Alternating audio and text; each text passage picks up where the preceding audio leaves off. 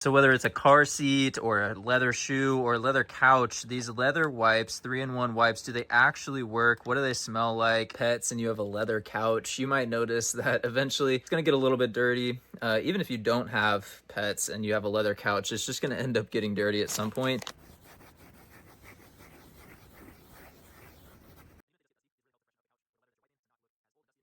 Especially once it dries, you can tell it makes a dramatic difference. It's not just for cleaning, but it's also for conditioning and for making sure that it's gonna stay this way. And it is safe on all kinds of leather, so you don't have to worry about certain types of leather not being okay. When it's wet, it's kind of hard to tell, but once it dries, you can tell it's much, much cleaner than it was.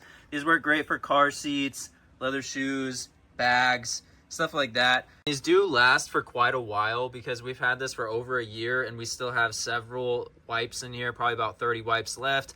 And this coating, once you wipe the couch down, it feels super clean. It's not sticky in any way. Once it dries, it is clean, and that puts a little coating over the top of it to where you don't have to always be wiping down the leather. That's going to keep it fresh for a while.